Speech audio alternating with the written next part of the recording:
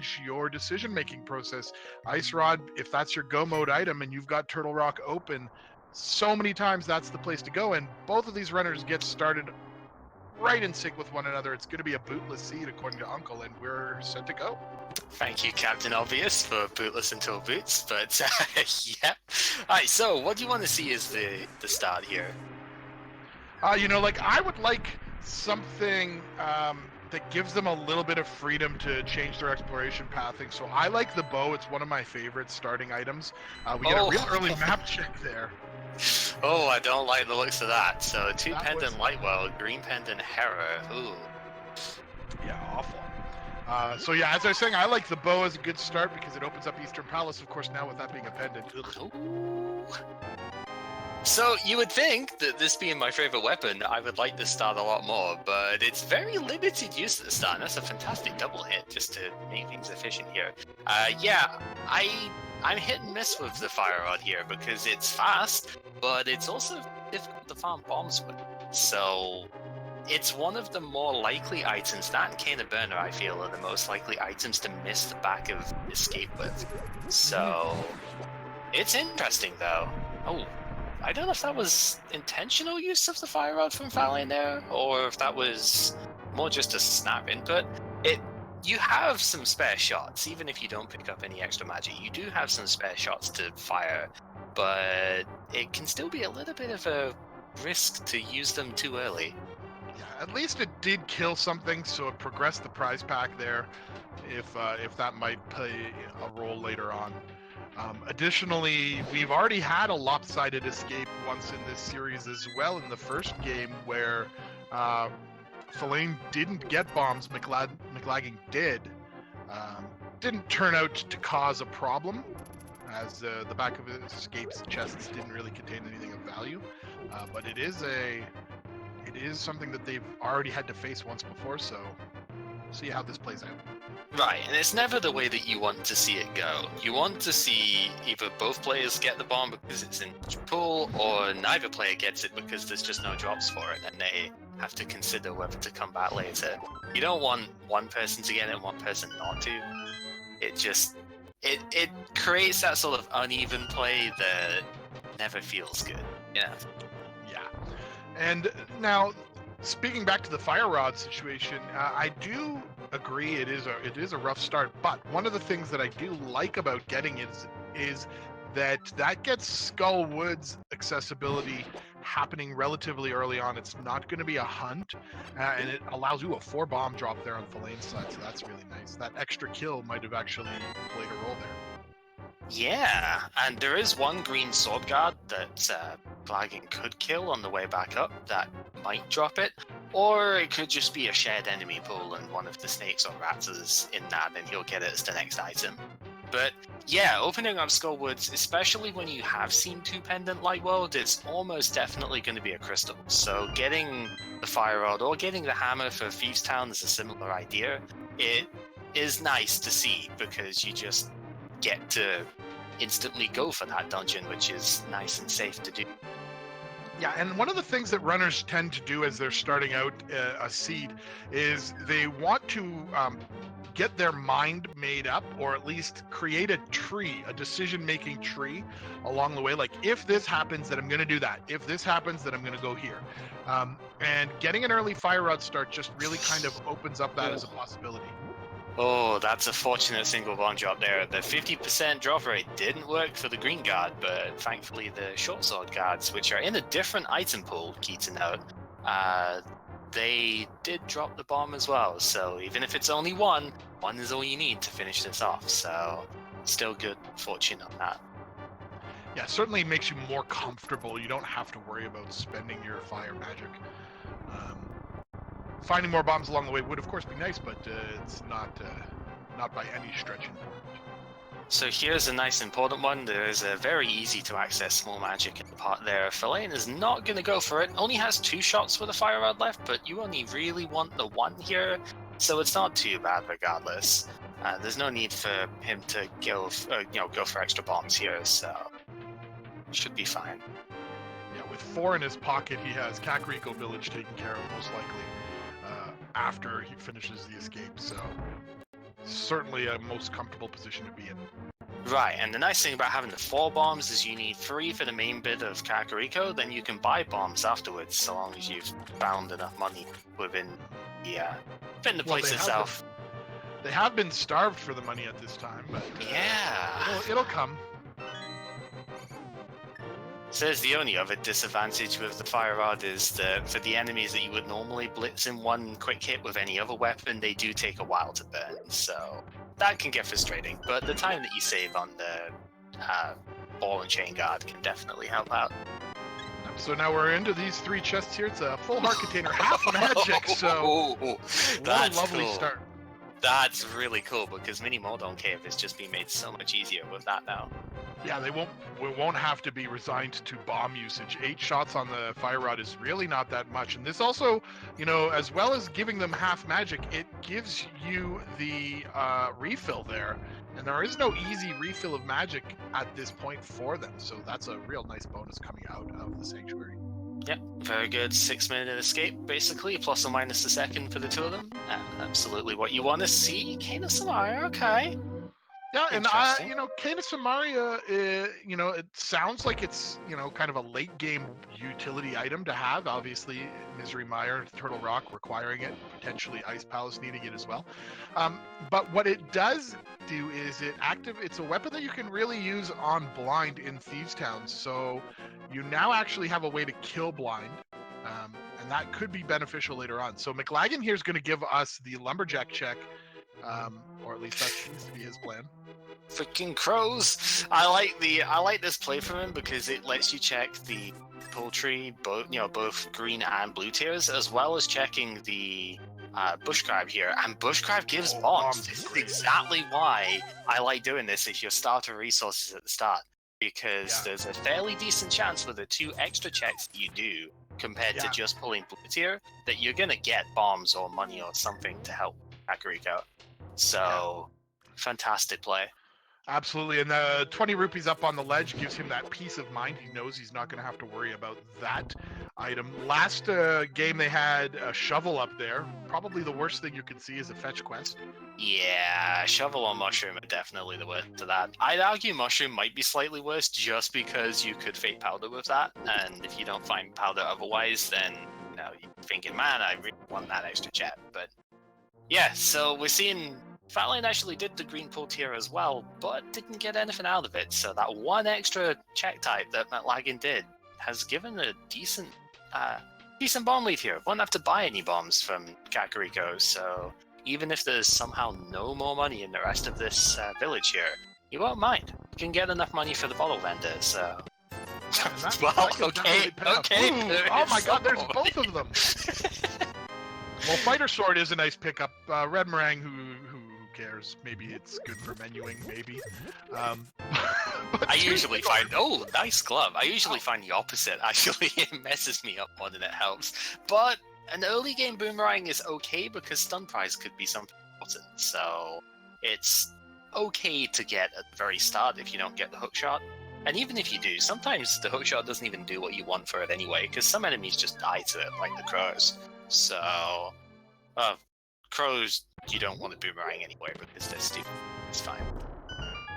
Yep. So 20 rupees here in the bottom of the well as our first item check is well wanted right now. The money is a little low on Thalane's side. There's enough for bottle vendor and the bombs that he is going to probably have to purchase at this point. Well, there's a lot more money as well. Well wanted. Yeah, so that's definitely good for getting the bombs purchased here. Oh, nice Moonbow, okay. Jawbreaker for sale, I see.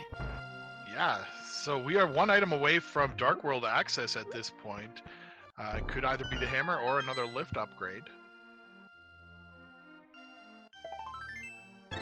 Yeah, and key thing to note, we don't have more than just Fighter Sword at the moment, so it's not overly likely in this current spot. With all of Kakariko done, it's not looking too likely that Aghanim is going to be the way forward. You'd be thinking you'd be more likely to get the other glove or the hammer before getting the cape or another sword plus the lamp.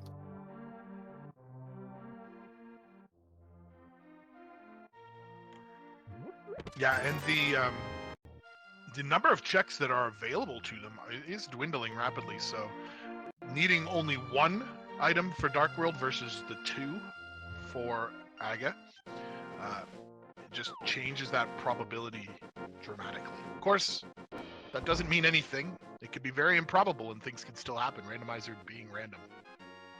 I mean, that's the name of the game. That's what we love and hate about it at the same time as players. So, yeah, well, we'll just have to see. The interesting thing here will be if another 300 rupee shows up, because that would allow for the Fate Flipper Zora play, and Zora himself, nothing else around it, but Zora himself is in logic because of the Power Glove. So yeah, that is absolutely true. And, you know, Thalane here starting back up at the Sanctuary. He's gonna Houlihan to set up to get enough money here. That's smart. Yeah, I haven't seen this in quite a while, but this is basically banking on there not being a 300 down the bottom. Oh, that didn't work. Uh-oh. So I think at this point, you probably abandon it. You probably just do South Shore anyway, but we'll see. He's gonna stick with it. I mean, I've said many a time, commit to your plays, so if this is what you want to commit to, then go for it. And hey, Mclagging doing the same? Or is he going up Death Mountain? Nope, he's doing the same. Alright. So let's try this again. So long as you actually do set the bomb up here, doing this is a little bit quicker than doing the flipperless version. Because if you didn't have the Power Glove, and without the flippers as they are, you could go all the way to the next screen on the right and then dislodge the camera there and basically drop down where the fairy pit would be and set it up with that instead. Nice 50% bomb there as well. A lot of people don't recognize that's actually a bomb rock there, so that they both got it. What I do like here is that they both kind of just did that as in order to have the option. Neither of them are going to immediately go and try to fake flipper. They're going to want to check Mini Moldarm Cave and the dam area as well. And synchronized Houlihan rooming is something that I have not seen very often in this tournament, so we got a little bit of a treat there. Yeah. This is going to be super nitpicky, but I prefer the way Mclagging's doing this particular check, because if boots are in that chest, in the thing there, then you get to use boots on the way out. So it's like a hyper nitpick, but it's just one of those little minor things that you don't normally think about, and then, you know, somebody points out and goes, oh yeah, that makes a lot of sense. So no, just 2 capacity upgrades there in the dam, 1 for bombs, 1 for arrows, and we're off to Mini Moldarm Cave. So are we going to see the fire rod, or are we going to stick with a sword here? That's the question. Looks like sword for Thalane here. And bombs. Okay, that works. Combination. Nicely done. Looks like just pure sword for Mclagging here. Gotta watch himself. He's in 1-hit KO from a crab range here. Yeah, Mini Moldarm Cave not really providing anything of value here. Just arrows and a little bit of money. Also notable that it didn't give a heart refill from the pieces of heart, so Mclagging still has to be a bit careful here. Yeah, these crabs will do 2 damage, and they move very fast side to side. And you gotta be real careful. Yeah, even the best of us get sniped by these sometimes. And the Octoroks are no pushovers either. They do a full heart of damage.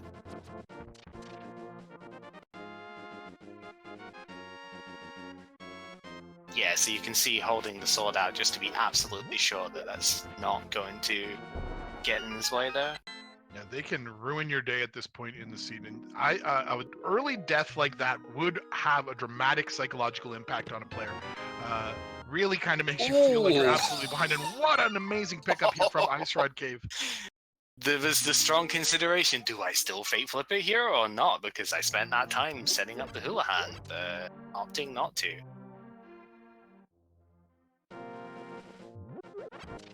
Yeah, and so that hammer really changes a lot of the options for them. Thalane first immediately going down to check that hype cave area, and since we haven't really had a high reward Impact Cave yet. Usually, a Mini Moldorm or a really great Kakariko Village kind of rules out Head Cave as being a spot for something awesome. We might see some great things here. That's a pretty good pendant to see there if you're looking for, just one possible scare. I mean, Turtle Rock would probably be the best one, but yeah, Swamp Palace is pretty good too. Be a little bit careful, as Mclagging has gone for the Fate Flipper play here, committing to what he started. Yeah, and there's really no right or wrong here, or good or bad call between these two. It's just whichever one might pay off a little bit more. Oh! Night Wave. That's pretty good! That's a payoff and a half, to say the least, so... Okay, so from here, do you just go straight for Palace of Darkness? You have the hammer, you've got the lift upgrade, you've got the... you even got the Cane of Samaria to make it easier, so I would say you absolutely do that, and it seems to be Thalane's idea as well. I think the main factor here is the Fire Rod also makes it a lot easier to do the Turtle Room too, so that's kind of the tipping point, me personally. Like, Fire Rod, Bombos, or Ether, one of those is what I would want to do the Turtle Room much easier. So having Fire Rod nice and quick. What I see here that Thalane's doing, going up and checking this pyramid check, makes perfectly great sense when you think about it. You never know when you're going to have another opportunity to take this. Oh wow! Wow. But to make this check, it's not always an easy time to find to do it. So that's really going to be an opportunity here for him to have a tremendous advantage over Mclagging, because I couldn't guess that Mclagging would make that same play in a million years. So we'll see what happens. Meanwhile, nothing too fancy in Waterfall Fairy here. I don't believe the hobo had anything either. No, he had nothing of value really, nothing tremendous at least. So this could be very interesting as a flipperless seed. That's interesting. We know it won't be a flipperless seed because Misery Mire is required. Misery Mire doesn't need the mirror. Oh, it doesn't. The only dungeon that strictly needs the mirror is Swamp. And it does have, yeah, that's true, absolutely. Swamp is the one pendant in the Dark World, so maybe. Who knows? Oh! And again, who knows? Now that we've got the book here as well, the book is your access to desert, so maybe it's possible that this is actually a mirrorless seed. Wow. Well, you're gonna get the flippers for Ice Palace, so having access to the mirror is going to be logically in sequence at some point.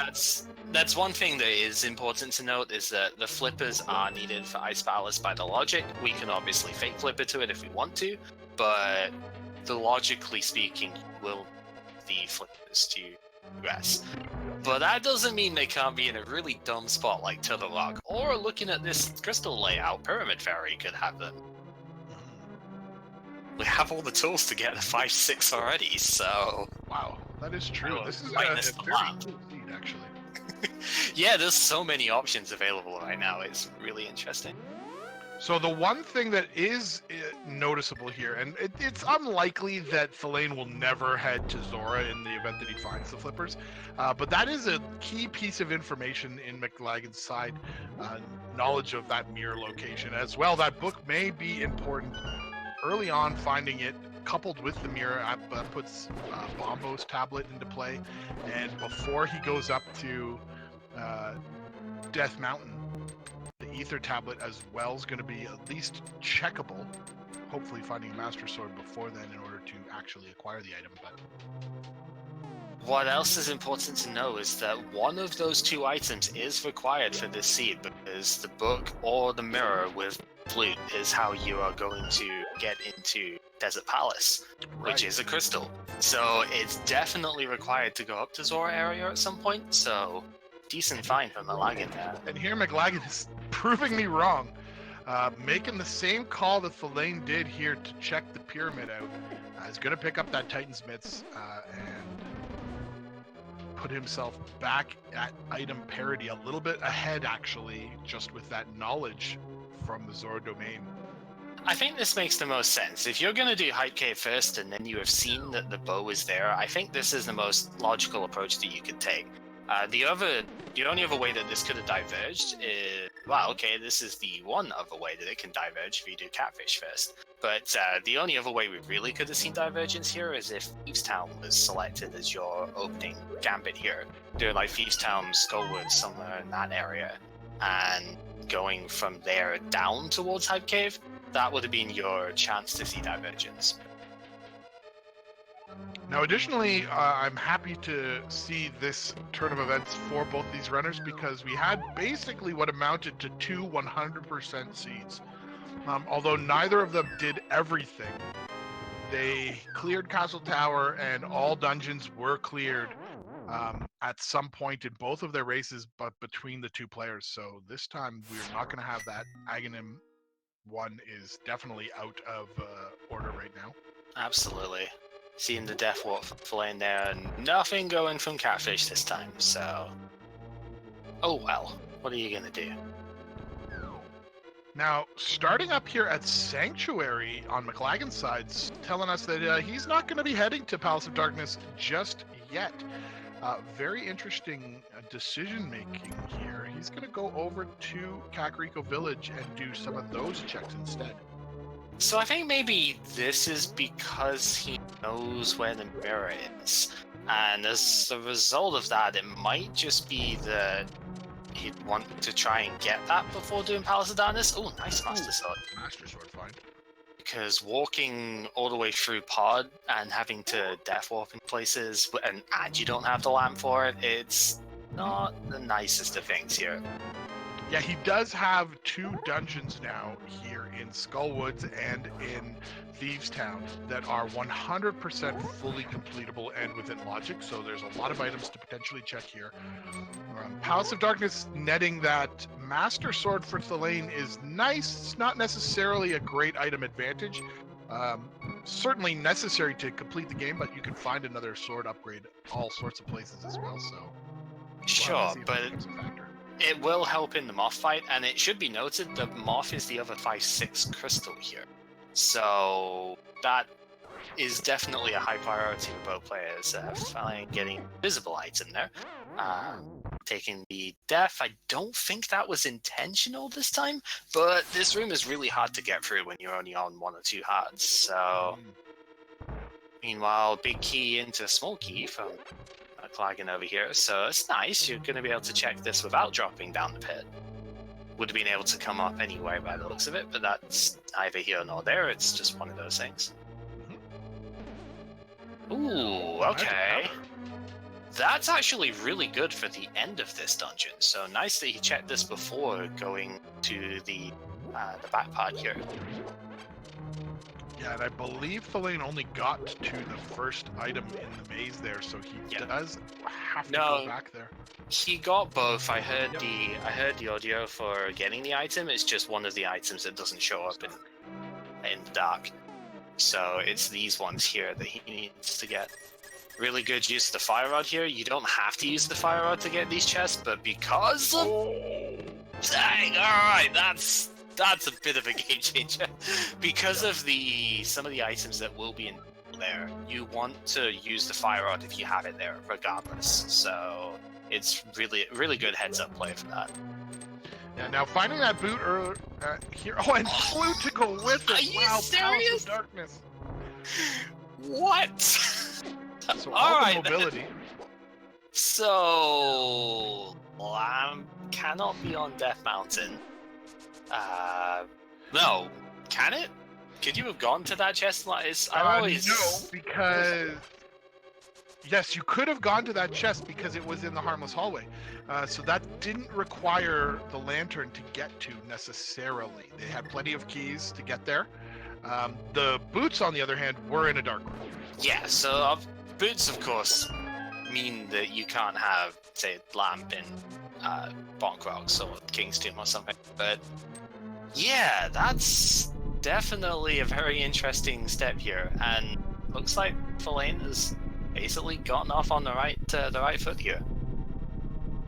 Yeah, that's just a great set of finds for him. Now, the only Upside to this for Mclagging is that he's got these two dungeons that he's facing right now, Skullwoods and into Thieves Town. But Palace of Darkness is a pretty strong draw. For a runner of his caliber, he's got all of the Dark Worlds. He's demonstrated time and again in this matchup, but in previous ones as well. He can do those Dark Rooms without the Lantern. So certainly, probably next on his horizon, if he doesn't find anything super exciting that changes the calculus. That's not too bad. You'd like to have Blue Mail before the Moth fight, but that's not too bad.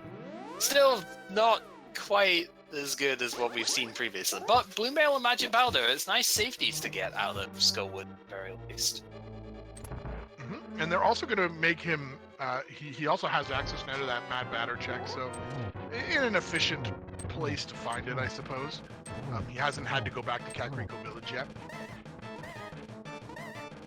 Yeah, so of course he can't check the pedestal because no mirror. We know where the mirror is, so there's no chance of that being in play yet. But easy enough to come out of here. Probably going to do Thieves. I think if I was doing this one, I would have done what Mclagging's done here and gone from Thieves Skullwoods and then worked my way around, so I would have been in a situation with this here. But I think both plays are perfectly valid, what we've seen, so... Yeah, he's actually going to go and look at Bumper Cave. Yep, this is the best time to do it because it's the one time that you're going to be up here and you're probably not going to be doing Graveyard Ledge because you know the mirror isn't accessible. So definitely good to get it out of the way. It's the closest position you'll ever be in order to get to it. Yep, and one of the other things that he has set up for himself here is a really, really efficient route from Skullwoods down into Village of Outcasts into Thieves Town, but then also carrying forward into the southern route check. He wouldn't be able to get, of course, K45, but he'll be able to do the Jeremiah World Tour, and that's going to put him right back in front of Palace of Darkness if he really, really wants to stretch that out. We'll see what happens, but... Yeah, so that's why I like the way that he's done this. If anything, I would have maybe just started Thieves Town, Skullwoods Thieves Town, and then gone down to basically check Hype Cave in that route to add to the efficiency. But this is still an absolutely fantastic way around. It's just a shame that all the mobility is not on this path, but yeah, we know that he does not. He's still doing all of the right plays in this seed. So nothing immediate value-wise coming out of the Pegasus boots there, but they could well be required for Desert, so... Well, now, Thalane's going to take this detour. He's going to check, I believe he'll check the Lumberjack Ledge just to get that out of the way now that he's picked up the boots. He did that in previous games as well. Yep. Mclagging going to go and do Hammer Pegs first. That's an interesting little detour here, but certainly makes perfect sense. Yeah, I could see this. Now, the only thing is, if he's gonna use this as an excuse to pick up the fog after doing Thieves Town, that's gonna prevent him from going straight to Palace of Darkness, because you need to deposit him first. So, could be a little bit of an issue. Gonna grab the heart piece here anyway. Don't blame him, there's not exactly a ton of hearts right now, so... Yeah, sitting on 7 hearts, with even with Blue Mail, is not comfortable. And Thalane's going to activate the Goose. And the world will become his oyster. Yeah, so, as someone in chat's been mentioned here, the mirror being on Zora Ledge, Thalane technically can get it if he would want to, but he doesn't know it's there. So, not really a high chance of that happening right now, but it is possible. For sure. Yeah, and we can imagine, like, without a doubt, the next 2 places Thalane's going to go is Skullwoods and Thieves Town. Like, with those both being crystal dungeons, Skullwoods being the other 5-6 for him, even more impetus to do this. Both of the runners are basically on a path that's going to lead them to places that the other has already checked or is also on the way to do. So, we're not really going to see, although they're doing 2 different things at the same time, they're all really going to do the exact same things, just in slightly different order. Absolutely. What we are going to see, though, is a big difference in the time that Thalane's going to take doing these dungeons, because having boots and having Master Sword as well for Moth here, not that Mclagging's Moth fight was anything to scoff at, it was really nicely done with the Fire Rod there, but it's still going to be a fair bit easier with the Master Sword, than, especially when you can also dash poke him to prevent him from being knocked into the spikes quite so much. It's going to just be much quicker, and you can see all the rooms right now that Mclagging's walking through. These are all prime rooms to dash straight through and save so much time. So Thieves Town is definitely one of the dungeons that the boots really saves you a lot of time in. Yeah, Thieves Town and Desert Palace, I think, are the most time-saving dungeons for having boots. So Thalane just going around the long way to get a couple of resources here, get some extra health, because he doesn't have the powder, so having not done the front half first. Which I think is usually the way that people would do this this dungeon in this sort of situation, because you don't have the mirror and you want to stay in Dark World after doing the dungeon. So this is what I tend to see more people do, whilst simultaneously not being the way that I would do it. So you know, it's always the funny thing with it is like, yeah, this is what people tell me to do, and I just don't do it anyway. Ooh, nice silvers. Okay, arrows.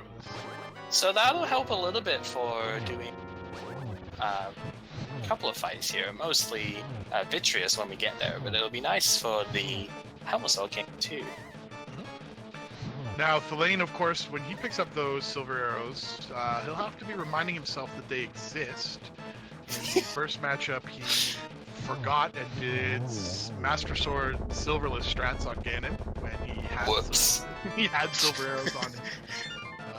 And as a result, that game was a difference of about 2 or 3 minutes. It could have gone either way as a result if that did not happen. He purely won.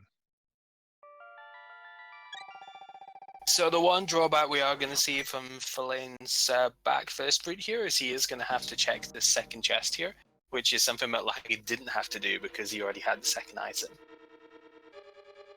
And with no mirror to make this convenient, we're going to see probably the third death here, second death warp. Yeah, I imagine he'll take that death.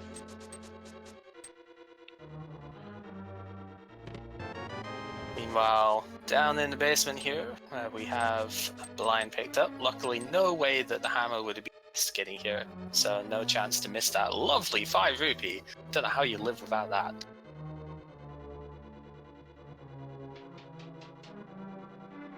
That room's always so awkward with the conveyors there when you can't just dash straight through it.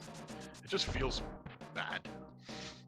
Yeah, it's to the point where I often see people try and kill the blue jelly first before going to the big chest just to get it out of the way, because they have to go up that room anyway. And if it starts sparking at you, it can be really annoying too. That was a new pun and I didn't even get to see what it was. Something to do with fetching, right? It says retrievers love fetch quests. Oh god. I have noticed there's been a few new ones in one of the more recent hotfix patches of years. So They've been adding quite a few during this tournament have crept up. So Canis and Maria strats on Mclagging's side. Definitely do like that when first phase got away there. So last item here out of Thieves Town, just 20 rupees. So second crystal picked up on Mclagging's side. And it'll be the decisions he makes now will be very impactful. If he makes his way to Palace of Darkness, that's going to be the best chance for him. But if he gets bogged down on side quests, I was a little confused about what Thalane was doing there, because I think he forgot to bonk over and instead of falling in the pit, and it's getting a little bit caught up. But hey, doesn't really matter too much because just take another death warp anyway, just to get some more health back. And I would initially say it looks like Mclagging's not going to take Blacksmith back, but this is normally what you have to do first, because you can't do digging game well, with having something trailing you, so we'll have to see. Is he going up? Yeah, so Palace Darkness is not going to be clearable at the moment. Yes, unless he goes and does like a full-on save and quit after checking Stumpy. No, well, the problem is he then still needs to turn in the Smith before he can actually go to the dungeon, because the Smith will forever follow him. But yeah, he gets replaced by Kiki the monkey. It's actually an interesting thing we saw. But this is a small, I would say it's a small detour. He'll just save and quit and go from his house to the portal in the south part of his house, and then be at Palace of Darkness relatively soon after. There isn't really anywhere to take the dwarf on a world tour unless he chooses to he can't actually bring the purple chest back. Oh, I guess he could. That's a save and quits, yeah. Right, and when you think about it, it does make sense the way around that this is going, because of the because of having already done Hype Cave and whatnot. There wasn't anything else to do in that area. You'd be walking all the way from Stumpy to Palace of Darkness, and that doesn't feel great. I think, you'd want to save quit and do other stuff in there. So this does make sense, the way that Mclagging's approaching this. And he is going to be able to do the Mad Batter check here. So he's getting a couple out of the way checks. And just because Thalane's got those speed upgrades and such doesn't mean that he isn't going to have to make some of these overworld checks later on. There's still plenty of items necessary to complete the game. Right, you can imagine that Thalane is going to do pretty much everything that Mclagging is doing right now after, doing Thieves Town here. This isn't out of the way for Mclagging. Oh, hookshot though. Ooh, good find. Is it though? Because that might take him away from doing the stuff that we want him to do in Palace of Darkness. That's true, but considering they have had a struggle with hookshot, looks like he might be heading up Death Mountain instead. Yeah, that's the problem. Yeah, that is problematic for him. The other thing, though, is that Thalane doesn't really have anywhere to go after this. No obvious choices, that is. If he does turn in the Mad Batter, getting that hookshot will, of course, lead him up Death Mountain. Mclagging has both Palace of Darkness and Desert available to him right now. And so he has a bunch of dungeons he could be going in, but he seems to be valuing these overworld locations over that. I mean, Overworld, outside of Palace of Darkness, is the one place in the dungeon so far that has actually yielded significant stuff. Although, obviously, powder into hookshot is kind of a thing, but that is more or less an Overworld location at this point. So, this seems to be, it's a decent mix, but it seems to be slightly more in favor of the Overworld right now. So, I can understand why he would want to do this. Plus, it sets up that save and quit point for later on as well.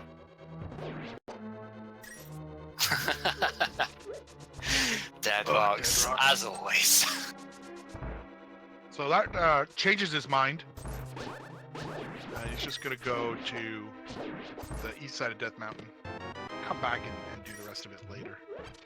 So the other thing that could cause problems here is if Ether Tablet has something, because that Master Sword being in Palace of Darkness, if Ether Tablet actually has something that we would want here, it's gonna be a pretty rough time for Mclagging. But I don't think Thalane is even going to be able to check it when it's up, so be it well. Well, there's plenty of locations here in both Light and Dark Death Mountain. Picking up that hookshot, activating Hookshot Cave as well, just made that even impactful. So maybe he'll get a sword along the way. Yeah, it's possible, but unless that sword is in Light Death Mountain, that's not really going to help. There's no mirror to get back and whatnot. So, bombs are hot.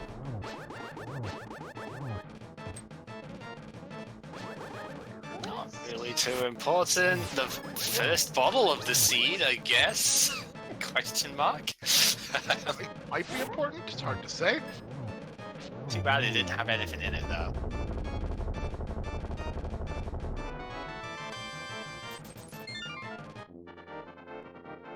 Alright, so I guess it is pretty important to see where Thalane goes from here, but you've got to imagine it's going to be the same stuff that Mclagging did.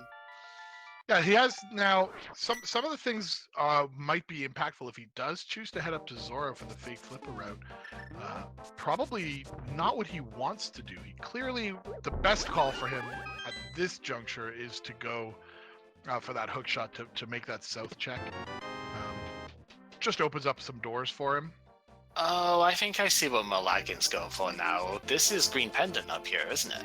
At Tower of Hera. So maybe going for this before doing the Palace of Darkness play to set that up as well, just in case Sahasrala's got the item. Yeah, that's actually a nice option here. Since he's here, it's a short dungeon. The Ether Medallion proves to be, or Ether Tablet proves to be not anything of value, just a little piece of heart. So he's not being damaged by this. Oh, he's actually gonna get the boomerang. All right. Well, to each their own, I suppose. But fair enough. If you really want that blue boomerang, I mean, people will say it's the best one, but most of what you do with the blue one, you generally do with a red one too. It just lags more. Interestingly, that Mclagging doesn't want lag.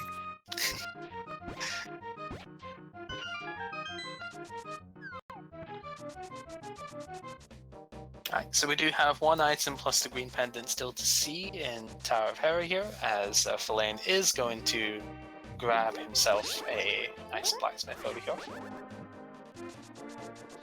Yeah, I don't know what's up with that spin speed when you try and do it holding the sword left, but it doesn't seem to work for me. I'm sure better people have managed to do it, but the only time I ever get spin speed on that is if I'm going up and down, which seems really weird, but game's weird, so... Yeah. There's a lot of really touchy things that you just kind of have to... Once you get a feel for it, it happens, but until then, it's just scratching your head. Yeah, it's a great use of the spin strats to set the bomb jump up there from Mclagging. Didn't get rewarded for it, but it's fine. Nice just walking through the normally a dash glitch there as well. You got about 4 pixels of leeway between the pit and the bumper there, but yeah, just casually walking through it as if it's nothing. So hammer strats here on Trolldorm, not particularly risky. 3 swings instead of whatever with Fighter Sword. I guess like 6 spins. Yeah, it's 6. It's 6 attacks, whether it spins or pokes or stabs, and then you get the turbo phase after 5. So he does pick up that green pendant. It's basement required though. Mm-hmm. Okay, small keys being picked up, map and compass are at the top, so... It's the worst kind of basement required too, because it's basement required in a pendant dungeon when you didn't have access to it from the start.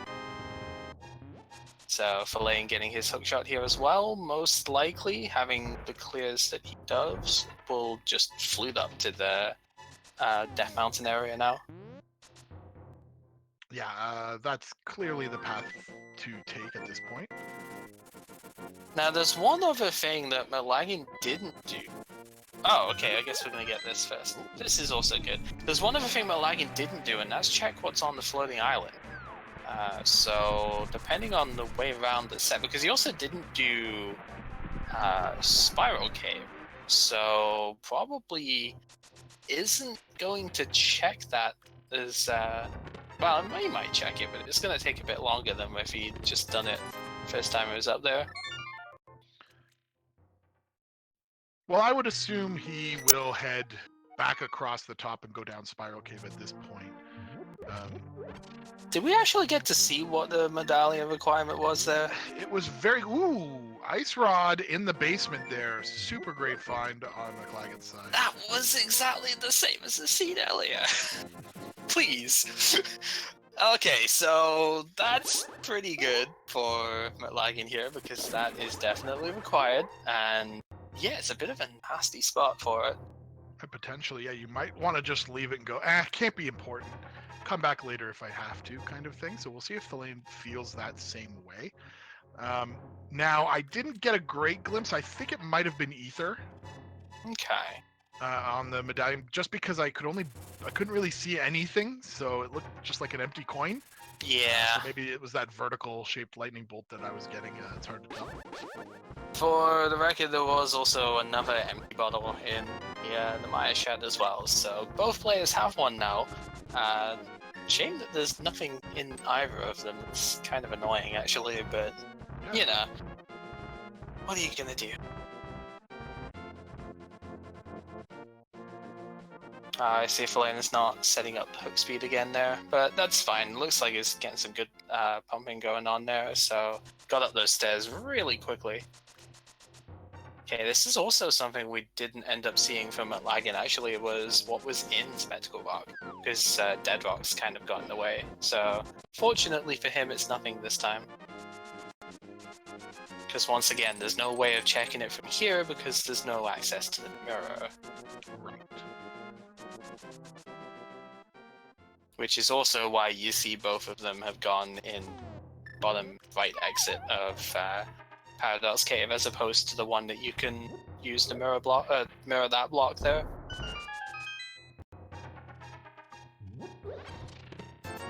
So, Super Bunny Cave was a very important cave in both of the first two matchups. Let's see if it does anything. Now, clearly it's not going to be hookshot, but arrow capacity, that's a very important thing. And 50 rupees. The most important. Vital finds here. Who knows, maybe that 50 rupees will buy that one extra potion that will end up saving the day. You never can tell in these things. Sometimes it really does come down to that. Stranger things have happened. So we'll get our medallion check over here in Turtle Rock. Oh, Fellaine pulling off. It is definitely Ether in Turtle Rock. Yeah, Fellaine couldn't quite get his spin set up right here. Is that gonna work? Yeah, okay. Hey, there's the flippers. There's the flippers. Okay, so the flippers could get that mirror. Does also logically open up Ice Palace now, too. Spike Cave. Hey, there's some green goo, so at least a bottle with something of value in it. Yeah, there's one useful one here, but yeah, it's gonna be an awful long time to walk back to. But it actually makes sense. Again, Mclagging wasn't able to go up to the Spectacle Rock cave here. It seemed what's on top of Spectacle Rock, but not what's in the cave, because that stupid Dead Rock getting in the way, which looks like it's trying its best again here, but not quite getting in the way enough here. Hey, Fellaine, good job not getting the Brimrock. I approve. But yeah, Mclagging didn't have a chance to do that, so this is an excuse to both check what's up here and then do Spike Cave anyway. So he wanted to do it, but this is the better way around of doing it. Very good heads-up play here. Fantastic hard hat beetle room there from Fellaine.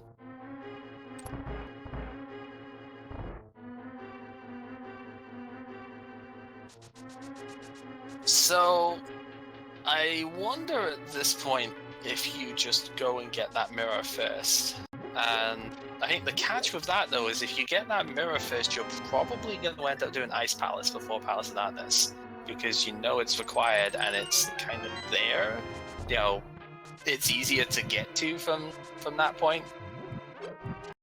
That'd be, again, another one that would kind of take Mclagging away from our speed shoes, but we'll just have to see.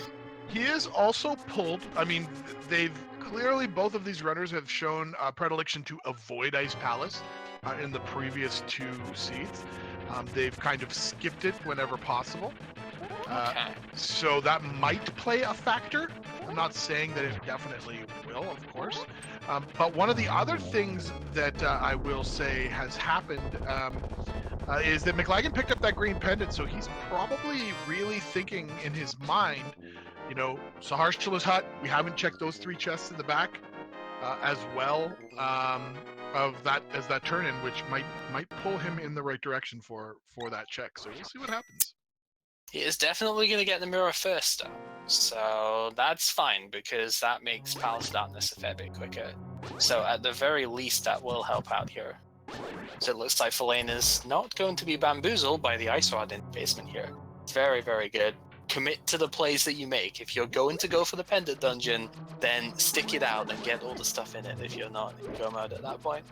Yeah, and that was, you know, that was a potential hazard that he could have gotten caught by, but fortunately for him, not willing to make that gamble. Neither of these runners are making any significant gamble-ish type plays right now. They must both feel confident in their play and in what's happened. This might change for Mclagging after he sees those boots, sword upgrade, and flute out of Palace of Darkness. That could really make him think, oh no, I made a poor choice. I could have been here much sooner. Yeah, but interestingly, he's not going for Ice Palace.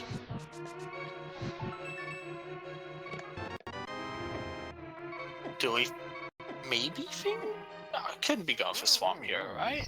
No, he'll be going to Palace of Darkness. I'm certain of it. Just from the previous two games, he seems to value the those things. And as I said before, there's been a clear indicator for both players that if they can avoid Ice Palace, that's what they'll do.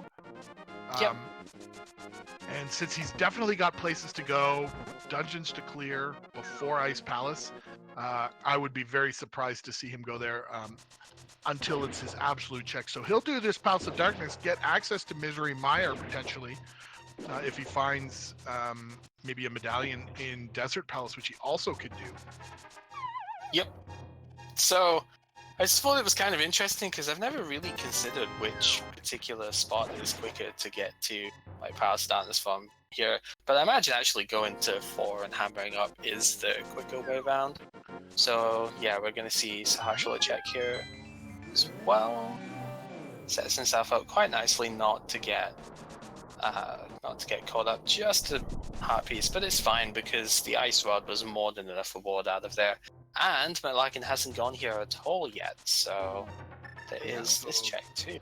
Potentially some value, but 340 rupees. Well, that's your reading money. Mclagging is not happy about that. I don't blame him. So now hopefully he'll remember he needs to hesitate a little bit here before leaving and yes he does, before leaving in order to pick up Kiki the Monkey. Yeah, this is actually why I like mirroring from the bottom as opposed to mirroring from the main part of the maze there. Because if you mirror from the bottom bit where the 4 blocks and that, I don't know what the enemy is called actually, but the enemy down there, if you mirror from there, then you can still not mirror bonk on the way out, but you don't have to worry about Kiki on the way around because you're not in the same segment, if you will. I understand, yeah. That's interesting.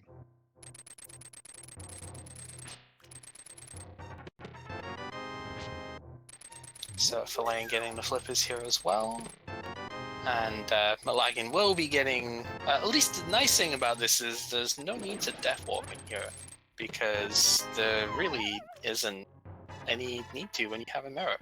Unless you take so much damage that, you know, you end up needing to. But then you've got magic powders, so, you know, it should be fine.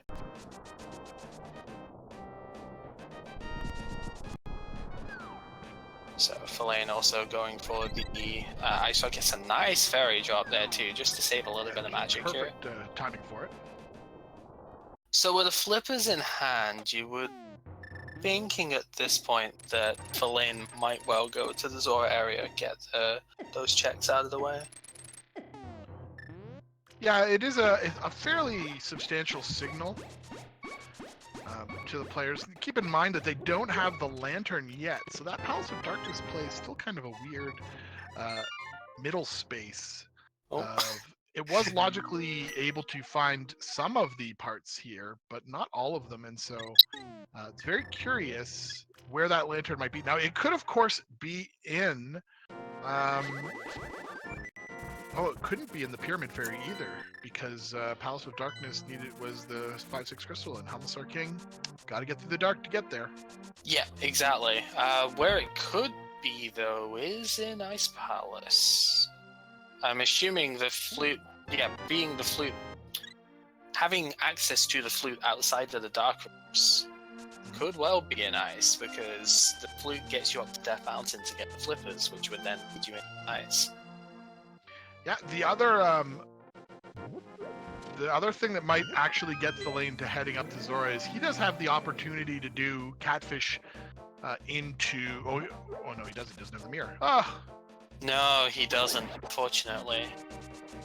So it looks like Purple Chest is what's going to get picked up here instead, which is equally fine. With the flute, it's pretty easy to navigate all of the light world.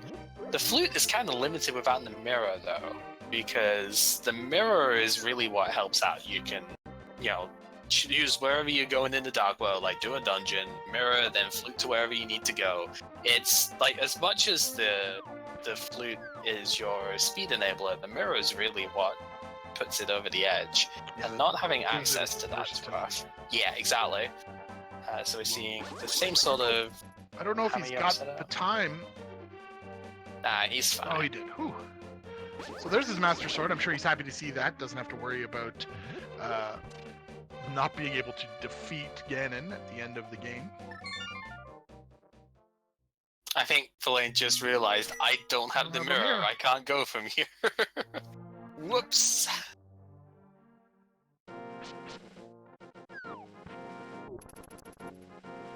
So it's kind of interesting that despite having the mirror for this, Mclagging isn't going to get as much of an advantage as you might think out of it, because the way around that he's done this is basically setting up for, without the mirror here.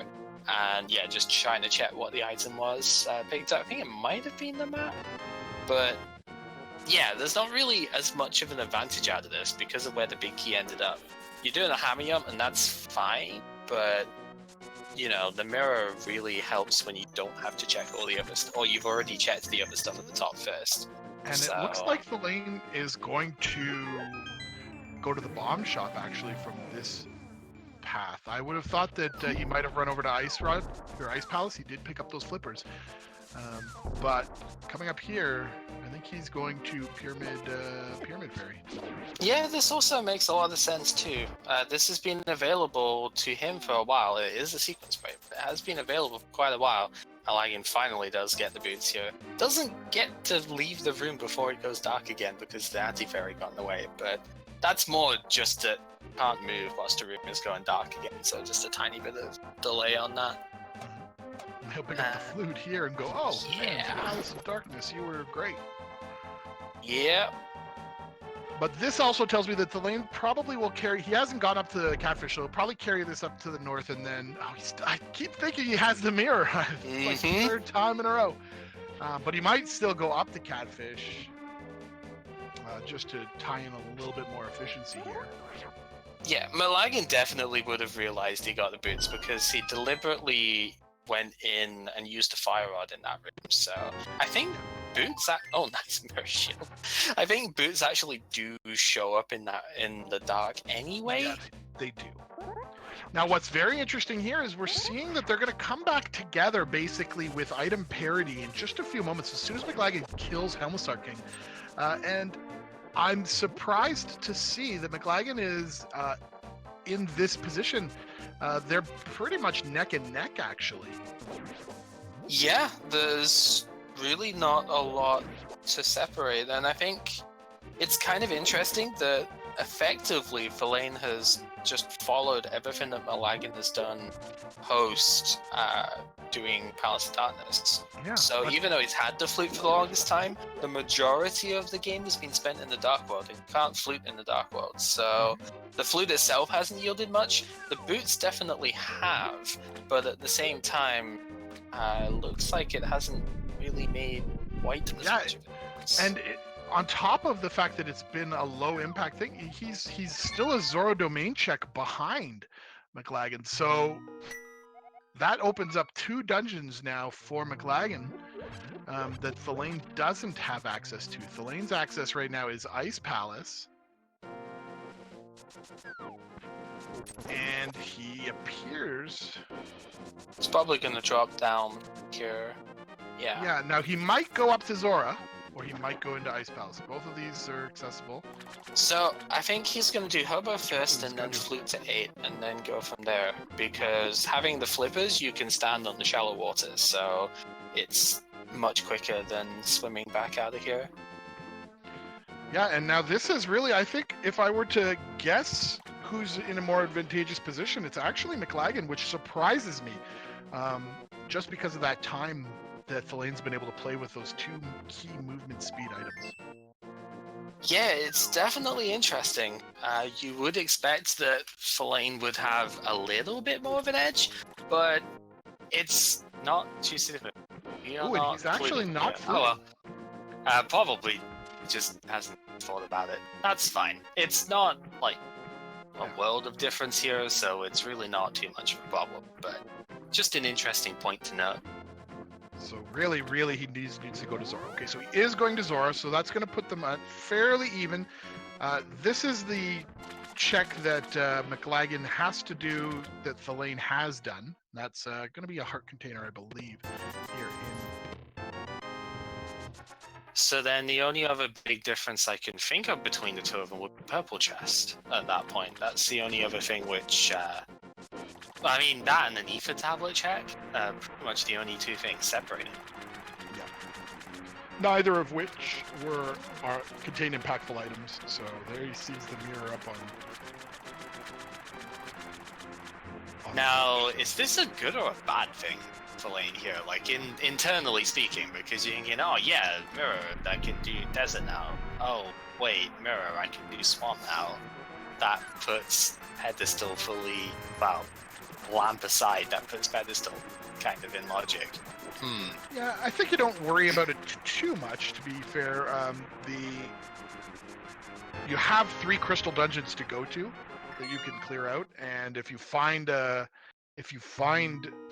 actually 4 now, they can actually do all of them except for the medallions. So you just need to find the correct medallions, and there's so many places to go before that, I would say. Yeah, I mean, you've got desert and you've got ice as your 2 clearable crystals. So it's not that much actually, because desert's only got 2 items, ice has only got 3. So it's kind of rough. We'll see what comes out of this here, as both of them are in the mire area at pretty much exactly the same time. Oh, Pyramid Fairy is the other thing Mclagging hasn't checked yet, so... That's true, yes. Alright, did you catch it this time? Because I didn't see restream. It is definitely ether. Definitely either, okay. So, one medallion fits all this seed. And those boots were required, so it's a good job Mclagging didn't go here earlier on in the run. Had the opportunity to for a long time, but thankfully didn't take that bait. Now this is an interesting route. I'm kind of surprised that wasn't a cactus hit, but... Yeah, that was... I thought, oh no, did he get a bonk? But nope. Oh, definitely an interesting way around to doing this, though. You would maybe have thought that this would be the last part. I think that's what Thalane is going to do here, where this is going to be the final part to this. Oh, Tempered Sword, though. Sword upgrade, though. Yeah, it's not bad. It won't really do anything until Ice Palace, and you imagine Thalane is going to do that as the final part of his check around here. But it's still good to have. Because, yeah, Silver Arrows or Half Magic Fire Rod, those are going to be your weapons of choice against Landmo here. There we go. Oh, there's Ether, too. So that opens up Turtle Rock and Misery Mire. You know what that means, right? We're go, I believe, except for Lantern. Because we don't need the Lantern. We've shown that plenty of times already. We are in go mode. Now that might actually be bad for Thalane now because of where that sword is. Might not get that now. Yeah, he might just go mode everything. So that actually could be significant, because Now, the with- one biggest sword change is between tempered and master. That's at least a minute and a half, I think. Ganon fight, and it that's adds wow. so much to the Ganon fight. You're right, absolutely, and as well, he did have some struggles with Master Sword Ganon in the previous scene. Now, it's definitely not over as far as that goes, because there's plenty of scope to find another sword in Total Rock or Misery Mire, since you basically have to full clear those dungeons anyway. Yeah. But with the difference in time between these two runners, well within that margin for what a Tempered Sword does on Ganon. Yeah, this isn't even considering left versus right in GT at the moment. Just based on the sword difference, this is very, very, very close. Not being helped by the first phase. There we go. Nice recovery to get the two side.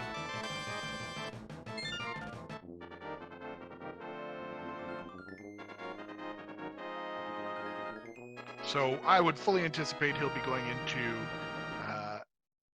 Misery Mire now. Mclagging gets that item and is done because he knows he's go. Now here's the other thing, I'm seeing Kane of Burner being mentioned as one of the not list scenarios there. Oh, he is going to do it anyway. Wait, but why didn't he keep the portal? I don't know. This is fine. We're not going to have to worry about this anymore, but yeah, like, why didn't he keep the portal? I don't know. Who really knows? It's an easy flute back anyway, so who actually cares? But I was gonna say with the whole Can of Burner thing, the Can of Burner doesn't let you do spin attacks. So with Master Sword only being able to do spin attacks against Ganon, Can of Burner is surprisingly useless, or unsurprisingly useless depending on who you are. Yeah, it's not great. I should know. I've had to do that recently, so it's not quite as amazing as you want. But hey, doesn't matter too much. Thalane's gonna get a couple of potions here by the looks of it. Do not blame him. Does have a green one, but you're at 11 hearts here. I think have an array of color potions. It's fine. Now remember, we kind of jokingly commented that it may come down to potion money, and Thalane didn't have enough to buy 2 blue potions there. He had to go Exactly. The rainbow is required here because not enough money to get 2 blues. Ah, dear. Now that was it's very interesting that he made that Agonist Cave check.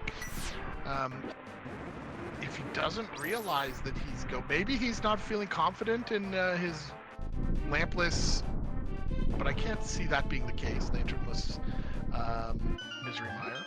I mean, when you think about it, it's still tricky to do the Ganon fight without, so you will do the odd extra check here just to get something set up there. I mean, it's highly possible that turns out to be nothing, but it's not the worst thing in the world if it doesn't. Just missing the one cycle here.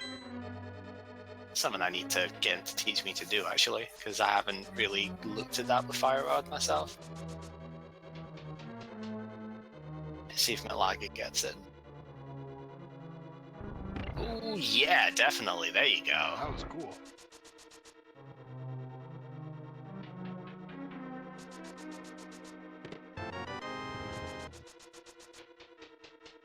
Yeah, so it's unconventional to say that to do the Agina chat there, but I don't think it's entirely like off the wall because it is pretty close by.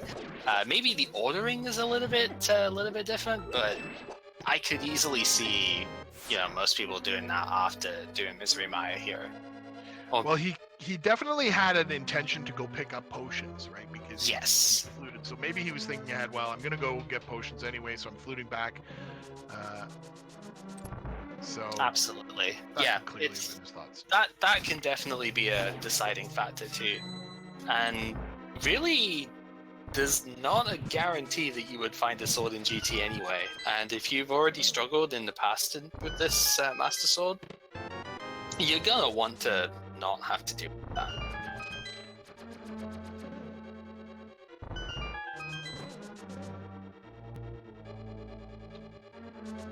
So Thalane choosing not to go to the cutscene first. He's going to go and push this button. Yeah, I think this is the conventional way around at the moment. The only time that you know the big key is in its vanilla location is if the small key is in the chest above it. So, yeah, the other torch puzzle one, it has to be at that stage, but if you can avoid it, then definitely try and avoid doing that skip. There used to be... Oh, well, you're not going to be able to avoid it this time. Oh, That's just the way it goes. There A used little to slash. be... I'm trying to think which one it was. I think it was around about version 21 or so, where in about 90% of the seeds that I played in that version, it was big key in the vanilla chest. So I always used to do the to just do these two in succession, but that sort of time has long since gone. There have been a lot of sort of mini biases like this within the logic that have been ironed out as the key logic gets improved. Shoutouts to Christos for that one.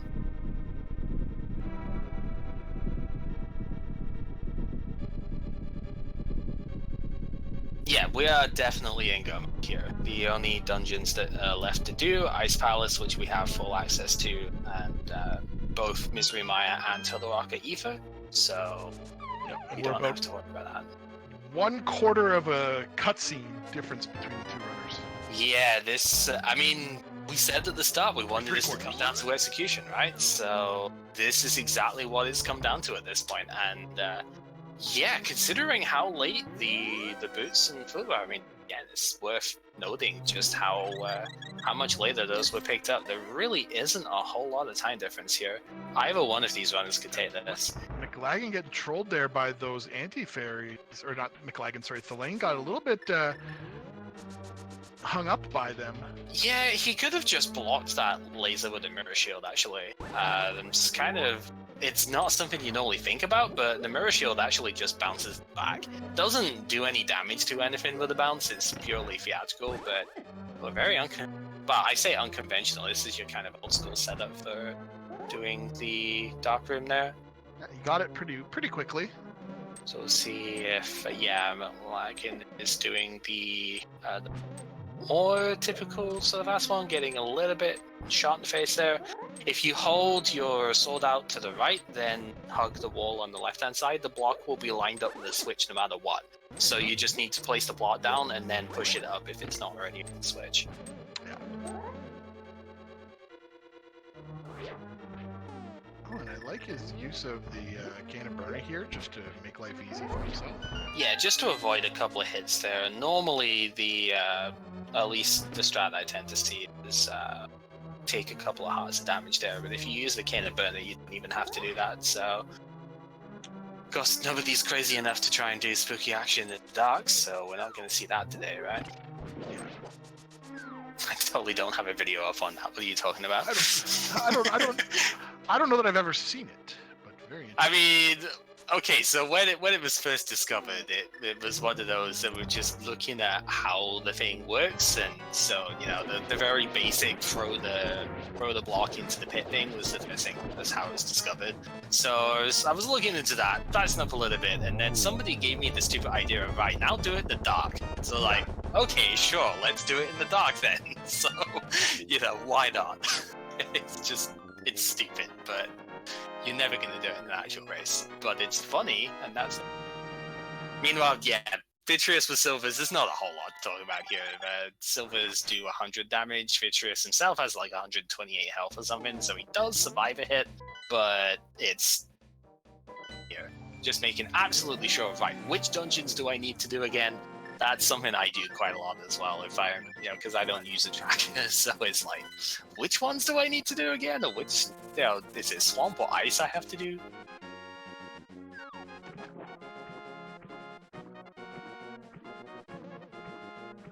So yeah, just 2 dungeons left for both players. Neither of them went into Eastern Palace, right? Nope.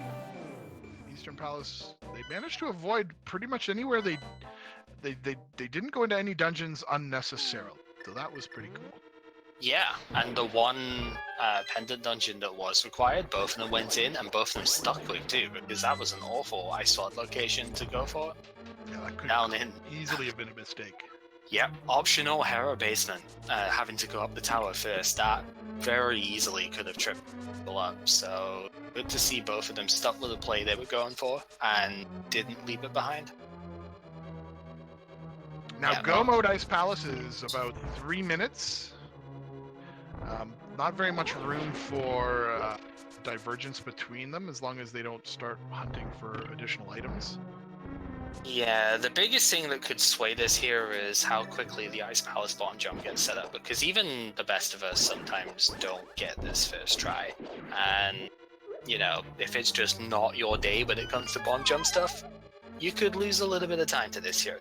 Plenty of bombs on both sides, so there's no worries about like running out of bombs and having to find a big key, but it's still something to keep in mind that you don't want to fail this, because it's very easy to get on tilt from this jump.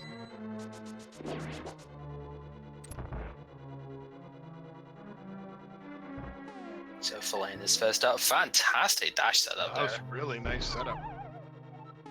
But Oh, not quite far enough over from there. That's the catch, so I think we're going to go for traditional setup here. He's a little too high again. Yeah, it's a bit too low in the end. That And ended this up is low it. then. That's what I'm saying. Mclagging gets it first try, and that's the one of the differences here. And I think he might be right there, yes.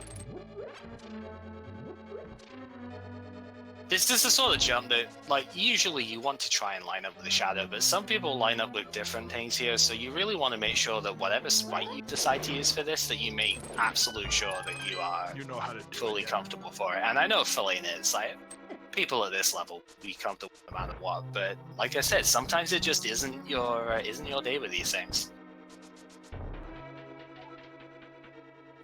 Yeah, and we see now Mclagging just motoring on past, going straight to cold stare as is expected, and little things like that. There's still plenty of opportunities along the way. Turtle Rock as well, dungeon that has lots of execution required. Chain Chomp Room, for example, can really play havoc if it just gets out of your way, like out of control.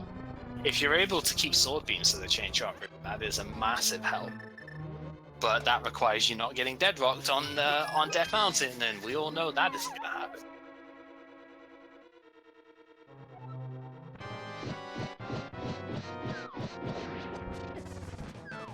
Oh, Mclagging doesn't keep them in the corner, thalane does, so this is looking like it's going to be a bit of a better fight. Just one more to deal with. They did get away a little bit. Shame oh, about and missing that because last this- almost getting killed from this too. Whoa, that's rough. That would have been the opportunity to catch up. yeah, so we're looking at about 10 seconds difference between these two players right now, maybe a little less than 10 seconds, as they are both heading up to Turtle Rock now for the final dungeon before the Ganon's Tower climb. So much, yeah, just about 11 seconds actually, just looking at that. As a really minor thing there, thalane's refill at the end, thanks to that heart piece giving a fresh heart container, was a little bit quicker. Mclagging had to refill the entire magic bar, so definitely a tiny bit of difference there. But yeah, it really is. It looks like it's going to come down to the GT plays here. So, having seen the other two games of these, what are their tendencies when it comes to GT really? Is there any Well, so far- divergence there? So far, they've been lockstep in their GT. Okay. They both prioritize going right if they got a key, and other than that, they tended to perform pretty much the same. Obviously, the gauntlet is room for just randomness, but their strategies seemed very equivalent to one another. So, as you say, it's going to probably just be full-on execution. I don't see either of them changing their thought process. They both are playing like they're confident with their position in the game. Absolutely. Yeah, it's always interesting seeing how different people react to doing the GT stuff, and knowing that they are likely to take the same route here is definitely an interesting point. Now, one thing that's kind of cool to note in the long run for this actually was a seed where mirror was optional. Because Swamp Palace wasn't a thing, and the book would have led you into desert as opposed to the mirror. So even though it definitely does help, and it is really good to have, especially for GT, it wasn't required. So that's... Oh my goodness, the lap here. Are you serious? Okay. Wow. Well, the logical circle that this seed wanted the runners to go through. Well, just in case anybody was wondering whether or not that flute was lamp-locked in, with keys and stuff in Palace of Darkness, no, it was not, because this requires the flute to get to. Yeah, and that's a very interesting kind of just twist in the logic. The fact that that partial dip into Palace of Darkness without the lantern is perfectly allowable by the logic of the game. Don't often see things like that happening, but there it is. Oh, the logic can force all sorts of wild things here. One of my races had a logic, if you followed the logic entirely, had a triple dip for Palace of Darkness and a double dip for Misery Mire in the same seed. So, yeah, anything can happen basically with this. So long as the seed is still giving you the items without the need to glitch to them. And in order that you beat the game, yeah, anything can happen. Just like chain charms can happen. You mentioned this before too, that chain charms could be a really annoying thing here, and you can see that thalane had a much easier time with that. Yeah, and there's the lead another shifts switch once again. Chain chomp room is sometimes, and Mclagging had two great setups there. The chain chomps just blocked his second shot. He had like a perfect one block transitions both times.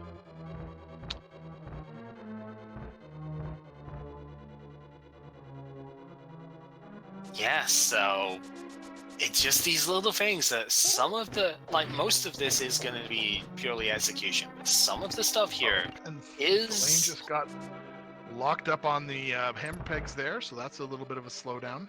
Yeah, but I guess it's kind of balanced out by the bunny here. It's going to have to stop briefly just to get that going. Yeah, so some of this stuff isn't in the player's hands because it's what movement patterns do the enemies give you, what can you deal with in that sense. But a lot of this really is just down to how you move, how you attack the enemies, and how you can get through stuff. Yeah, we are... Wow, this is fun. It's actually very exciting to be within seconds of one another at this late stage of the game, and this seed did have the potential to throw quite a few twists and turns their way. It wasn't exactly a linear seed. No, it never is when you get Titans-Mid that early. Mclagging did have a slightly worse pokey RNG there, so that's going to be a little bit more time lost for him. Oh, you could have skipped this chest. It's a bit of a fool's errand to do, because if that chest has got the small key, especially when you've had to get vanilla big key, if that chest has got a small key, then you are host. Because you can't even mirror to get to that one. You have to walk all the way back from Laser Bridge, back through, and you can't even mirror back to Laser Bridge. So, but yeah, where is it going to be on Laser Bridge though? That's the thing.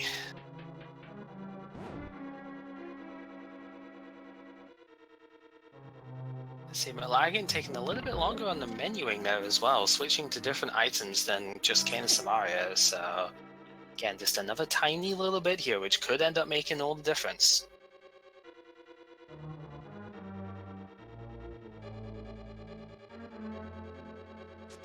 So, in that particular situation, since the vanilla big key chest had been open, there was a 50-50 that the big chest itself had a small key there. At least. But I think it might have been a little bit better because there was a chance that both chests had the small key.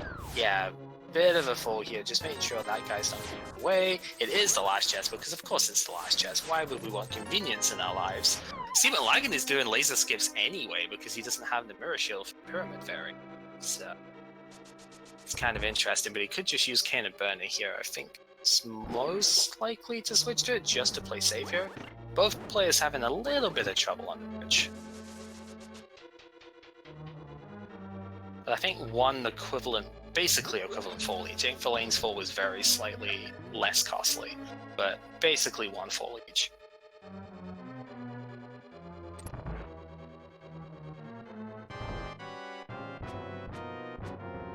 Right, so nice, straightforward Trinex setup here. You need 5 hits with the Ice Head. Wow, no, it's 5 hits of both, I think, but the Ice Head can get damaged more by the Fire Rod too, so you can take less hits if you use more Fire Rod shots. Though I have seen somebody kill the Firehead with the Ice Rod too, and I didn't even think that was possible, so fantastic second phase there for Thalane, getting the 2 spin attacks and the one swing to all the 5 tempered hits that it did. Looks like Mclagging got an extra blue bottle there too for Thalane on the way out. And so with that, we are now into the race up Ganon's Tower. So of course we are on the ALTTP Randomizer channel, so that doesn't mean that we have the bot, but if you're interested in participating, why don't you enter a number between 1 and 22 right now to tell us where you think the big key in Ganon's Tower is going to be found. This is a lovely tracker for the day, Mark. Okay, is let's try and keep track of it, botless. Yeah, let's go. So we don't have a huge amount of time for it because we not a huge amount of time, but this is a really good seed so far. We're entering GT at an hour 26, basically after the installs are done here. And that's very, very solid. You've got to be feeling fairly good about this. The only thing that Thalane might be feeling a little bit rough about is his execution in places like Ice Palace Bomb Jump and stuff. He might be feeling the heat a little bit. This is a high pressure thing after all. You're in top 64. It's the do or die game. So any little mistake like that can linger in your mind. And yeah, you just gotta absolve it at this point. Nice Quake. You gotta absolve it at this point and just play as well as you can. And hope that so we have about I just counted. I was watching there. Sorry, while you were speaking. 20-second difference between the 2 players at this point. Exactly 20 seconds. So very not a lot in it, and there isn't really any scope for divergence in this one either because of the position of the keys. There's no way of going right hand side here, so it really is, unless one of them decides to do the whole mirror and go to right from here, which Thalane is not going to do. He's focusing on taking these alphas here.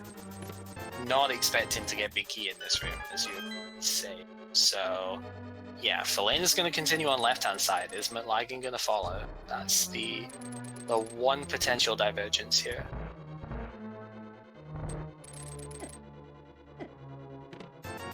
And based on that setup, once again, it looks like Mclagging is also going to follow suit here. Sword beams getting in the way of the kills, as they always do. Confirmed, worst things in game that aren't boomerangs.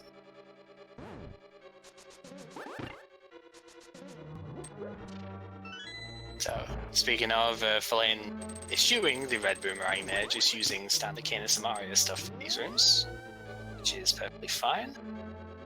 Like I was saying, both red and blue boomerangs are very capable of doing stuff here. It's a bit of a different setup for the red boomerang because you need to use diagonals instead of just throwing it straight down. Because if you throw it straight down, it's going to go through the wall at the bottom, and it's amusing, but it doesn't help you switch. So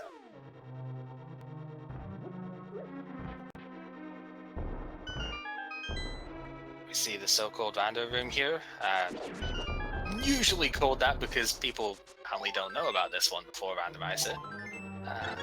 I see Big Key in here quite often, but that's a nice heart refill too. Yeah, perfect timing.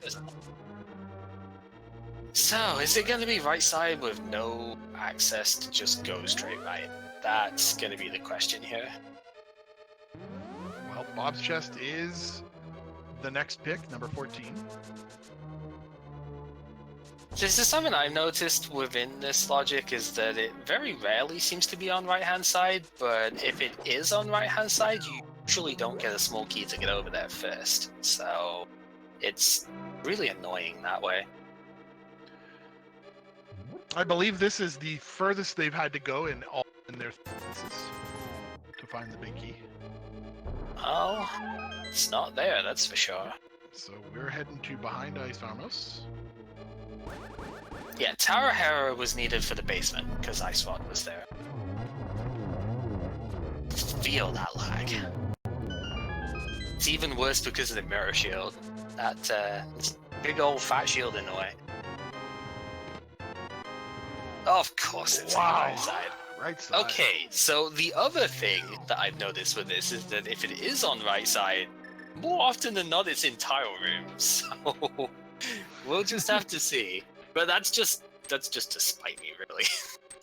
Yeah, and there's no time that it's the right play to check tile room first, but sometimes you just kind of do it and hope. It can happen. But if you really feel behind because of something massive that you've failed at in the run or not picked up early enough, you see Mclagging actually gets the dash in between the spikes there as well. Yeah, if you really failed at it and you think the only way that you have any hope to do anything is if it is tile room, that's when you do it first. Yeah. But it's a really big, I have no hope of winning this unless it's hero type thing.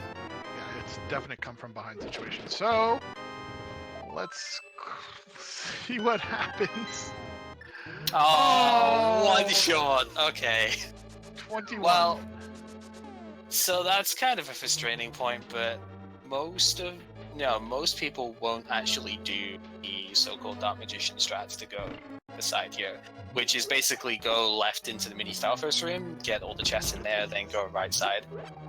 Yeah, there are some people who do it. I know a couple notable do, but most of the time, that's not the way that this gets played. So yeah, that would be a miracle call here. For neither of these runners have showed a predilection to that at this point in any of their races. And we are basically still, within 20 seconds of one another. Seems Mclagging's having a little bit of issues in this Mimic's room, but thalane is equally having issues getting through the spikes there. This is something that I've noticed that I need to do a bit more experimenting on recently is I went to pause in the cannonball room there to switch to fire rod at one point, and it seemed to mess up the the cannonball it thing. throws off the pattern, I find. Yeah, so that's something I need to bonks experiment there. with a bit more. Yeah, that's another thing. The conveyor belt will send you into the side of the block there, and yeah, because you see, Mclagging's doing the stutter step stuff there, but you can get a bad pattern and have to do a lot of those. But if you pause in that room and menu to the fire rod, which I'm going to be using anyway, because fire rod is the best thing to do gauntlet with, bar none. Yeah, I've noticed that it seems to mess the pattern up and actually does help you out quite a lot. Fantastic gauntlet for thalane there, though. Absolutely perfect stuff getting through that. Once again, having trouble missing here, a though. cycle there. Oh, but Mclagging getting bodied by those BMOs. Yeah, it's rough. There's sometimes RNG just does not like you. There are times where, as I've said, this is out of your hands.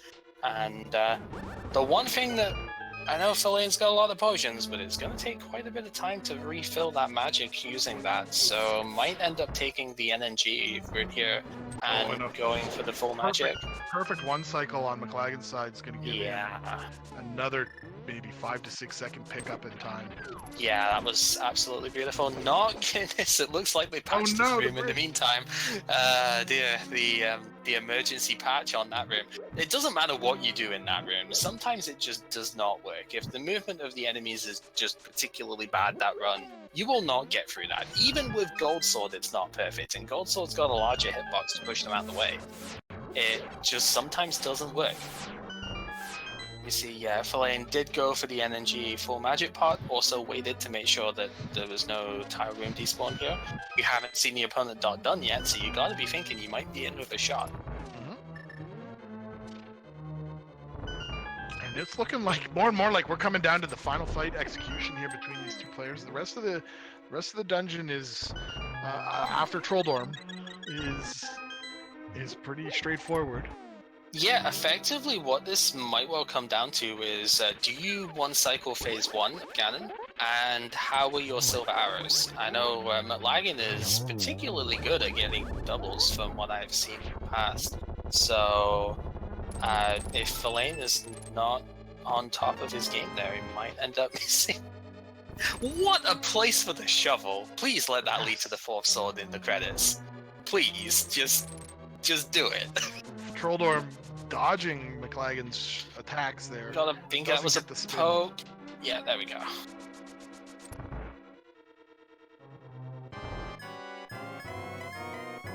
And Geometry Wars starting up on Delane's side.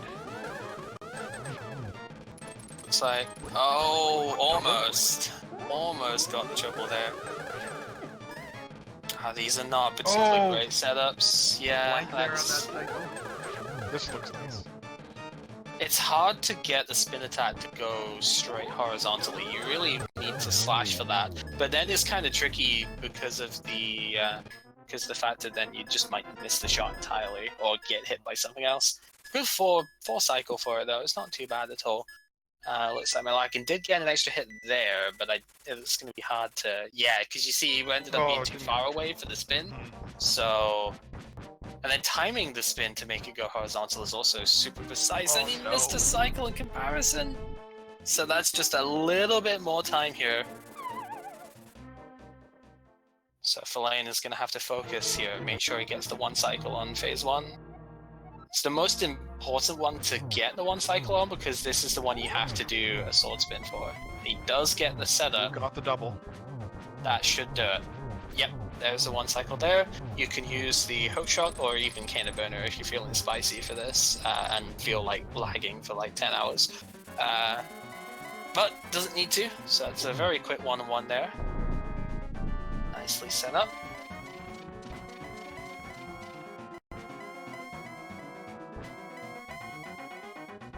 Lots of teleports, but the RNG for teleports is going to be the same for both players, so there will not be any advantages gained there. Looks like Mclagging also got the 1 cycle phase 1, so that's really good too. Taking a lot of damage here though. Has he got a fairy? He does. He did pick up a fairy. Okay. Of course, that would be a loss of time. It would, but it's better than dying entirely. True.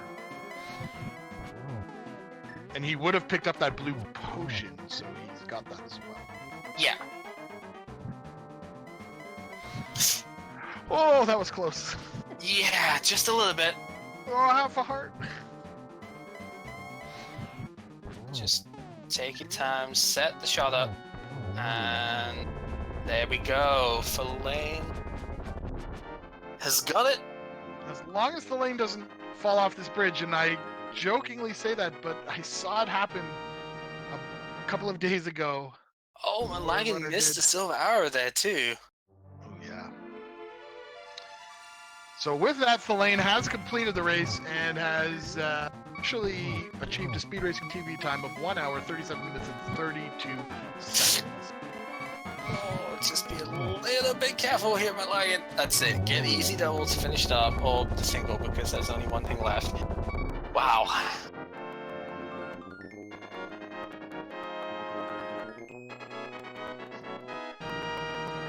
That is definitely one of the closer races that I've been part of in this.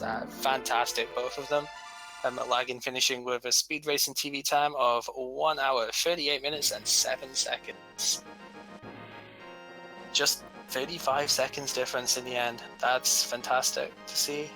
Really, really close race. Yeah, that is as great a race as you can have. Between these two players, both of them coming in 1-1, back-to-back games yesterday that split. Had the one night to kind of recover, and putting on such a fantastic show for us today within just less than a minute from one another. So let's throw some GGs up into the chat as I bring them into the channel for a post-game chat. Welcome to the channel, both of you. Congratulations, Thalane, on the victory. It was a close one. Hey. Yeah, I just saw that like the end of the race in the restream. It was way closer than I thought. I felt way ahead by finding that ice road and doing the early pod play with all the items in there. I felt way behind most of it because I did pod really late. It's like, Flame's gonna finish anytime now. I'm really far behind. Yeah, go on. Absolutely. It was actually very interesting. That was a big point of conversation in both the chat and between myself and GamerCal.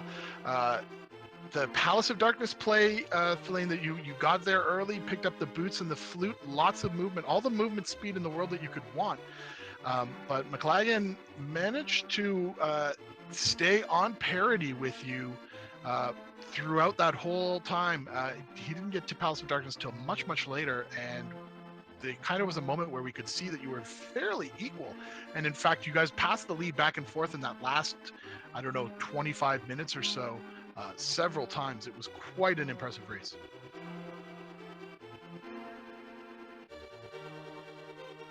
So my first question, I guess, then will be for Thalaine. Obviously, you indicate that you felt like you were doing pretty well because you had that early Palace of Darkness check. How about the rest of the seeds, the whole match as a whole? Like, do you feel good about? Obviously, I would assume you feel pretty good about winning, but like, how did it feel overall? Like, was your play up to the level that you expect, or were there any points that you think that you'd like to be working on before the next round? I think my execution was quite okay this time around. Like nothing compared to game 2 yesterday. My routing was okayish, I guess. I mean, might be possibly like some minor optimizations here and there.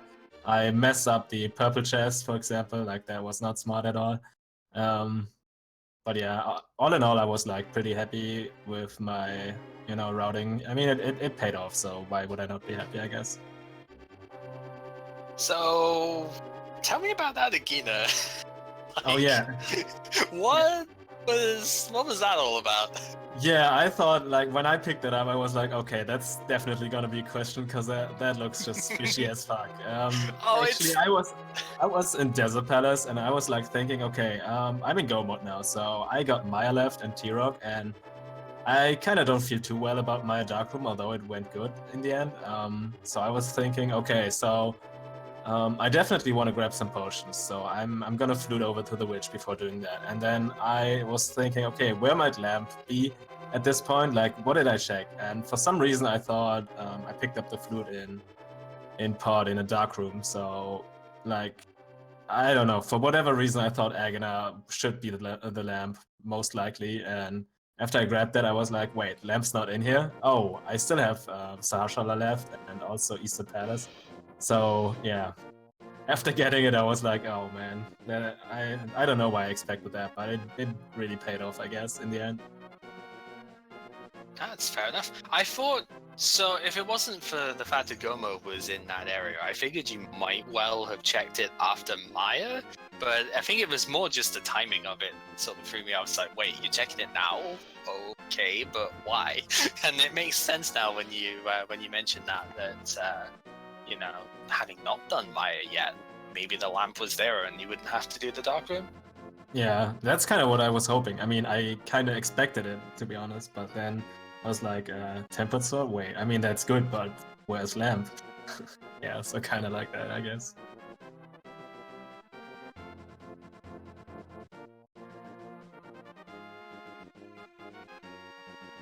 So, other than I'm behind because of the boots and stuff, what was the rest of your thoughts on this one, Mclagging? I thought most of my early game was good, but in the back of my mind, I was like, if there's something in pod, then Flame probably already has it. So when I got over there, then I found boots, like, that's not too bad. Then flute was there, I was like, okay, that's not great. My hope was that Ice Rod would trip him up or something, since that was buried in Pendant Hera, but looks like he ended up finding it pretty soon. Yeah, actually, you came out of that first, so like there was really kind of a mixture. If you guys go back and watch it, you were doing the dungeons all kind of in a slightly different order of one another, and yeah, the ice rod find there was certainly a potential avenue that Thalane might have gotten tripped up. But the other one that I kind of thought that both of you made, the same call that was very interesting, and so I'd just like your thoughts, Mclagging, on it. Heading up to Pyramid, where to pick up that what turned out to be the Titans bits, both of you kind of made that kind of one-off check call before heading into Palace of Darkness or going anywhere else. Was there any particular reason why you were doing that, or? I've been doing that a bit more lately, because checking Pyramid and Catfish doesn't take that long. If there's nothing there, it wasn't a huge time loss, but if there is something there, it's a really good time game.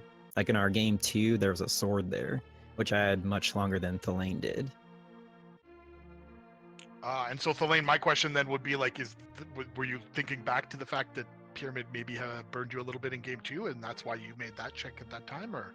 Actually, yes, kind of. I was thinking about my decision in game 2 about entering the Dark World through Village of Outcasts, whereas Mclagging went to Hype Cave. So I was like, okay, I feel like Mclagging is always going to Hype Cave first, so I should be doing that and see what I get there and then go from there. And since we had hammer and bow, I mean, obviously no lamp like Lone Heart, Screamer, but I was like, yeah, I think I will be able to do part with just the fire rod, so I went over there and it worked out, I guess. Yeah, I think I mentioned it at the time. It's like, you've got the fire rod. It's either fire rod, bomb burst, or ether. One of those three, and that place is easy. So yeah, you can do it. So I guess, having made it to the top 52, your next opponent is Andy, correct? Yeah. Well, best of luck. I mean, is there anything that you think you can do to prepare for a match like that, or is it just a hidden hope sort of situation? I'm not too sure yet. I gotta think about it for like, I guess until tomorrow, like sleep a night and think about what might be a good thing to learn or like work on or something. I don't know, like maybe learn to hover or something. Well, if it makes you feel any better, we're both in a similar sort of situation that way, no matter who comes up next. So, yeah, we'll just have to do our best. But yeah, I hope I can at least take like one game against him. That would be plenty, in my opinion. If Sonic has shown anything, it's definitely possible. Sonic again expected to be flawed in that as well, but took a game off him, so it's definitely possible. And yeah, just best of luck with it. Yeah, thanks, man. So, I guess, is there anything else you would like to say before either of you, before we wrap this up? I just want to thank everybody for all the restreams and tracking and commentating that's been going on for the past couple months now. Been a lot of fun, and looking forward to seeing how Lane does next round, and you as well, GamerCal, and everybody else, and see how it plays out. Thank you very much for participating as well, man. It's been a fantastic tourney, seeing everyone come out here. That top 64 out of over 500 people is no mean feat. You know, it's definitely something to be happy about. Yeah, I also want to say thank you to everyone and GG to Mclagging. It were pretty close races apart from like what happened after the 1 hour mark yesterday in the second game, but other than that, I think it was like a really, really good matchup. Yeah, so thanks for the games. Thanks for commentary, restreaming, again, Iceman, and tracking. And I just want to mention real quick that I almost went into Swamp Palace because I initially marked it as a crystal, and then I I checked the map like 3 times or something to really make sure, okay, is ice really the crystal now? Because I mismarked twice in my races against Correct, and that almost cost me like both of the races. So I was like, okay, let's really make sure I don't do that wrong. I saw that map check and I pretty much went exactly the same way. It's like, okay, I don't use a tracker, but I often end up doing the same thing and just going, right, which one of these was the crystal again? You know, just make sure I'm doing the right one here. So, yeah, I understand exactly what you mean by that. Alright, Awesome. well, GG once again, guys, and I think we should wrap this up. So, a match going on just now on Speed Gaming, right? Yeah, there is a game taking place at 4. It started a little while ago on the main Speed Gaming channel, Gerdo versus Yagamoth. So you can go ahead and hop over to there if you're looking at trying to find a little bit more rando action today. As far as the rest of things go, it's nothing more until tomorrow, where there are several games set up. But we are not quite sure yet exactly where and when they'll be, so keep an eye on the schedule for that. Yeah, I mean, with SGDQ having started pretty much at this point as well, there may not be quite so many games coming up because the next round is a little bit longer to compensate for the fact that a lot of our top 32 are actually attending SGDQ as well. So there may not be quite so many rando games coming up for a bit, but don't be afraid. There will be plenty available for your viewing pleasure as we go along. And yeah, just keep an eye on the schedule, keep an eye on the Speed Gaming channels, and see what shows up when. So yeah, thank you once again for joining us for this one. Thank you, Crozone, for being awesome co-com with this one. And I will speak to you guys later. Absolutely. Just one more thank you to Michael K for keeping those lights lit up on the bottom of the screen. Tracking is thankless sometimes, even though we do it every single matchup, I hope. But we greatly appreciate that. And Iceman F1 again for the restream. Gentlemen, for playing. Thanks for putting on such a great show. And we'll see all of you next time.